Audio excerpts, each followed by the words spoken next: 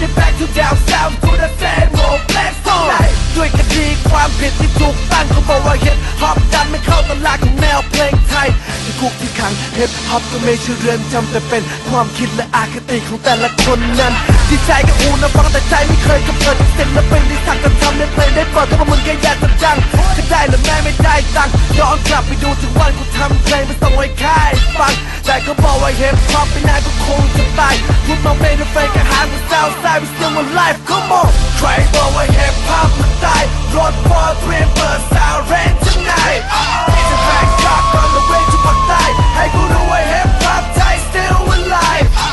ใครบอกว่าฮิปฮอปมันตายรถพอเตรียมเปิดซาวด์เรนจ์ไงจะแบกกลับ on the way to ภาคใต้ให้กูรู้ว่าฮิปฮอปไทย still alive Hip hop Thai still alive Hip hop Yes still alive มึงแคบบ้ากูบอกแล้วยังไม่พอทำไมพวกมึงต้องแหกตา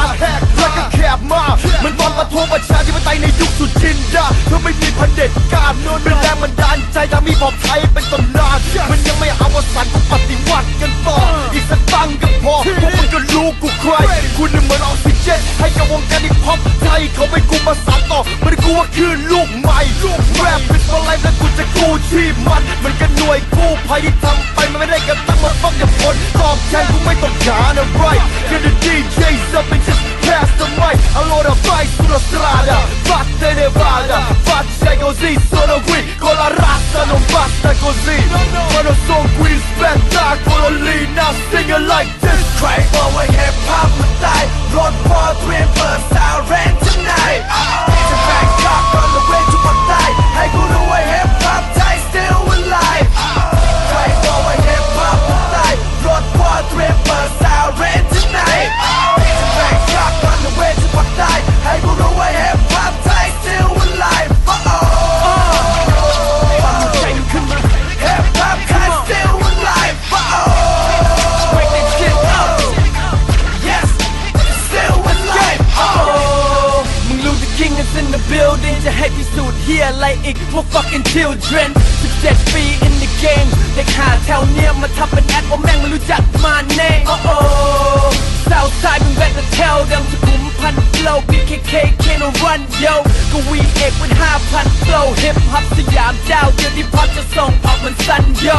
ชูมือขึ้นเหมือนกูพุ่งสั้นโวทีมชาติไทยพูดแต่ไม่ทั่วไทยไม่ต่ำกว่าพันโชว์เขียนคบขึ้นเขานี่มันชันตามไม่ทัน yo หมาบ้าเห่าแต่ rap มันจะใช้พัน bro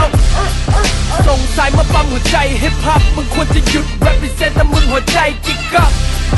ตามเกมไม่มีพลิกล็อกบอกมึง2 อัลบั้มที่แล้ว we gon' ride to the top ใครบอกว่า hip hop มันตายรถพอเตรียมเปิดซาวด์เรนจ์ไงจะแบกกลับ on the way to ภาคใต้ให้กูรู้ว่า hip hop Thai still alive บอกแม่งใครบอกว่า hip hop มันตายรถพอเตรียมเปิดซาวด์เรนจ์ไง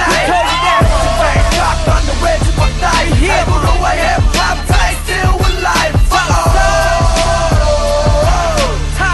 Hip hop Thai still alive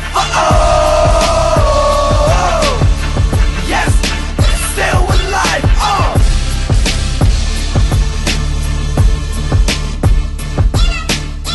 ใครบอกว่า hip hop มันตายรถวอเตรียมเปิดซาวด์เร